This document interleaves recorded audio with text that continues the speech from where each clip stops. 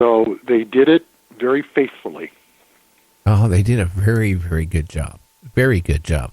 So, I mean, people out there, if you haven't seen it, go on to YouTube and just Star Trek Continues, and you can see the episodes. It's closure to Star Trek. And like, again, Vic, his mannerism, his voice, his actions, his eyes, like the way you mentioned they light his eyes up, it just reminded me of the original Star Trek so much. Honestly, I'm going to get people mad at me right now. I even like it a little bit better than the original Star Trek. That's fine. That's fine. And because, they didn't have NBC to deal with. Nobody was censoring the scripts.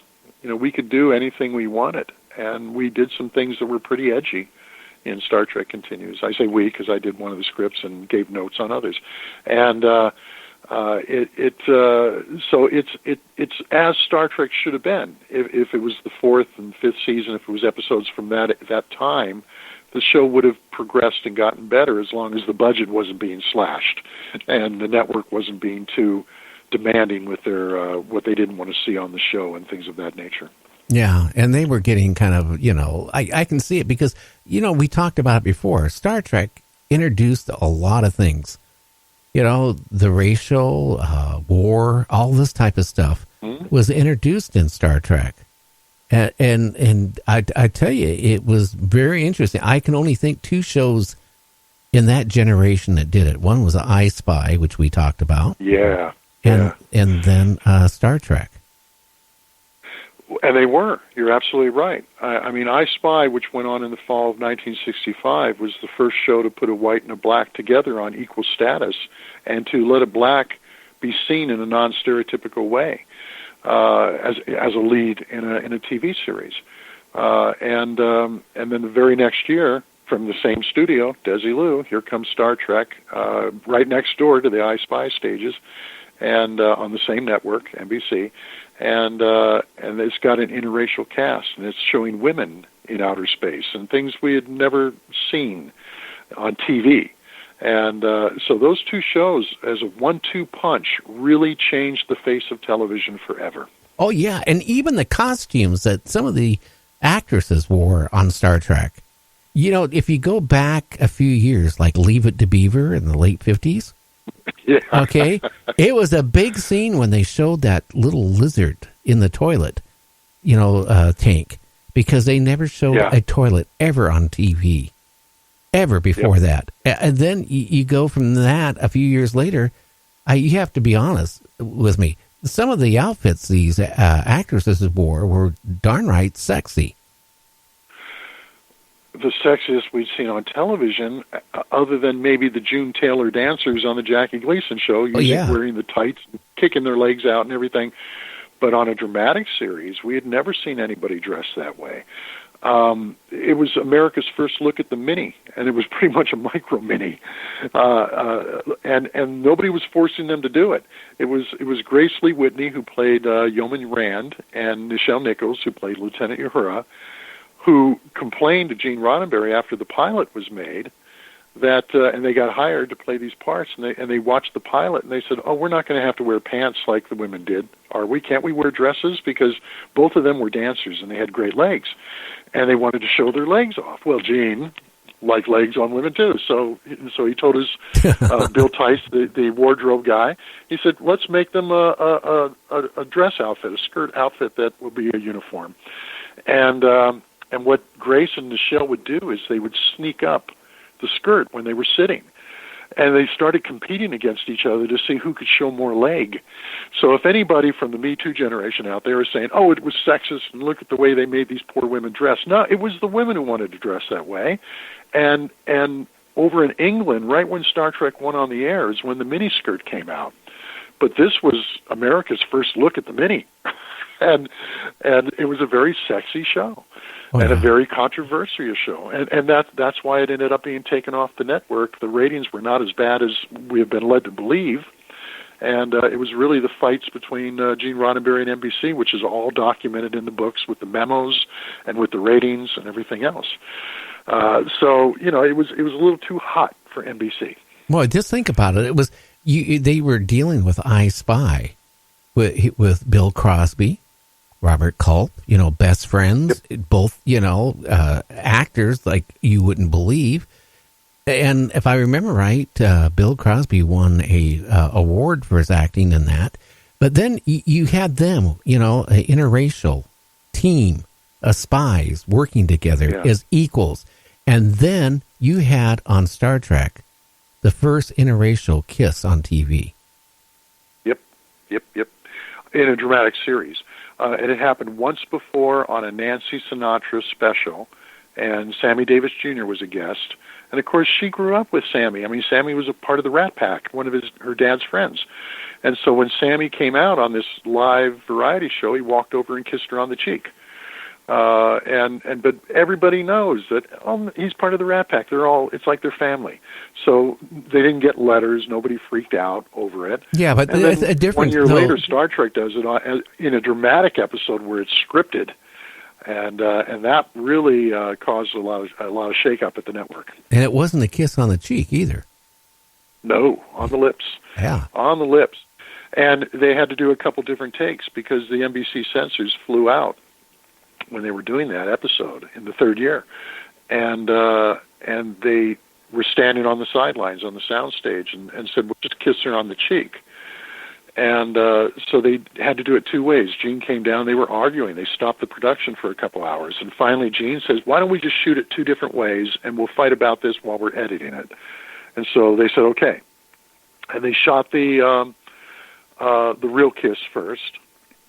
And then they were going to do another take, and this was right around 6:20, and Paramount was getting ready to shut the power, and so they did the one where they don't actually touch lips. But then when they looked at the footage the next day or a few days later, what the censors could not see because they were standing on the sidelines, but for the camera was looking right into William Shatner's face, and William Shatner crossed his eyes. He sabotaged the take, and so they had no choice. They had to go with the kiss.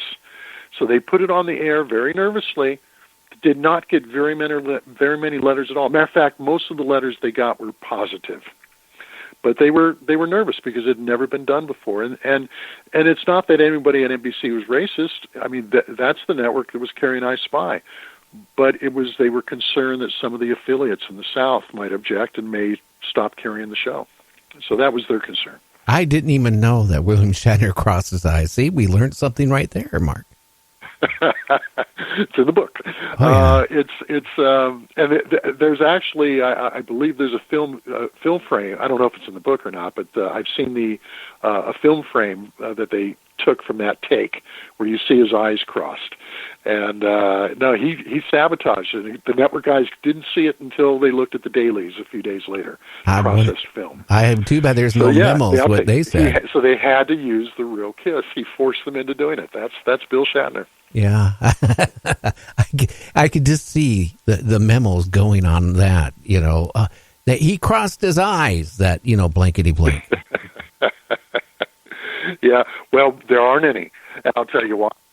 Because by that point, they had learned not to put that kind of stuff in a memo. In the first season, you see more memos about that kind of stuff because they tried to do an interracial kiss in the first season, and they weren't allowed to. And everything was done in memos. And by the time you got into some of that stuff later on, it would be a phone call. And they were kind of getting smart. Let's not do a memo on this because we can't let that memo get out, But I interviewed Nichelle and interviewed Bill, and Nichelle thought it was fantastic. She raved about, Bill, bless his heart, that he did this, and da-da-da. So, the bickering came out years later with some of the movies. No, they were a tight cast during the making of the first show. One thing I can't understand, William Shatner's like the ever-ready battery. He wants to go in space, and his last comment is, I don't care if I die. I'm 88 years old. I've done it all. But, can you just imagine, I saw a commercial he did for a bicycle company. Not a motorcycle, but a bicycle company, electric bike. And him and his family are riding on that. Well, recently. And then, his horses and riding a motorcycle recently again. all at 88 years old. I mean, you know, the guy, and he still does all this other stuff. I mean, the guy is so active. I've never seen anybody so active. Yeah, he's remarkable, and he directs, he writes, he acts, he performs. You know, it's just he's got so much energy and so much life in him, and I think that's why he's still so young and is able to do this, is because he thinks young and he keeps busy, and he's driven to do this, and so he just exactly like the Ever Ready Bunny. He just keeps going. Oh yeah, because then you look at some of the other cast members that are still around. You know, they're not like the Ever Ready Battery. I can tell you that much. Yeah. It's, you know, some people have it. You know, if you're driven, if you have that fire in your furnace, and Bill Shatner's always had a very bright flame in his furnace. You know, that he works hard, and he plays hard. And he doesn't let anything stop him and put him down. He just keeps going. And I think, you know, if you live that, if you've got that energy in you and you've got that passion for life, you just keep going. Genes have something to do with it too, of course, but it's really attitude. You know, when you start thinking that you're old and you start slowing down because you're thinking that you're old, that's when you start becoming old. Very well put. I've seen people like that. I had when I took a break out of commercial broadcasting for 10 years, and I managed a chain of professional camera stores. One of the salesmen that came in was like in his 85, 86, and he would come in and say, you know, this last season going skiing. Now, we're not talking water skiing. He did that too. He would go every year. He snow skied. And then I remember one day he came up to the store and he was riding his Harley. And this is when he's 86 years old. You know, some people have genes, like it just, you know, that somebody even 50 years old can't do, you know, what some people can do in their 80s. So William Shatner has it in his genes, and you know, the drive to go along with it. And, you know, he doesn't even look his age. So that's all I can say. No, he doesn't. Well, and because he's a little heavy, but what that does is it keeps the skin tight. If he lost weight, if he went down to his fighting weight from the days of the original Star Trek, you know, his face would droop a bit, and you'd probably see some lines. But he just his skin is tight on him. You know, it's like Paul McCartney. You know, and Paul McCartney hasn't had any work done. He's a vegetarian. And he just loves what he does. And he's in his 70s now, and he goes around every year on tour, and he'll do a 2.5, 3-hour concert, and he'll let the band take a break, and he'll stay on stage and do an acoustic set. And so he's going for almost 3 hours, nonstop, in his mid-70s, you know? He doesn't look it, he doesn't act it, he still has such boyish energy to him. And Shatner's the same way. More so because Shatner's a little older. Yeah, Mick Jagger is another one. I can't even comprehend he's doing what he's doing yet. But he looks older. He looks all those his years age. of heavy drugs. Yeah, he looks it. So William Shatner, you know, I heard recently they asked him if they did a sequel of Star Trek or something, and they asked you to come on, would you come on? And he said he would.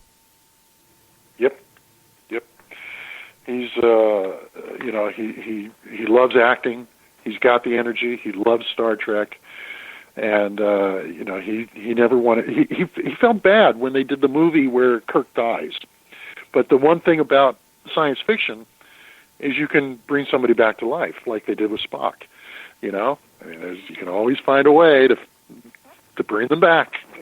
Yeah. Or go back in time and meet them. Or manipulate it. Parallel universe. I think he would happily do it, yeah. Okay, well, we have to take a break again, and then we have you for another half an hour. And so this break here, everybody, it's going to be about 8 minutes. So a 3-minute break for the stations. Then we have the news with James, the paranormal news. So everybody stay tuned. We'll be back with Marc Cushman and Talking Star Trek.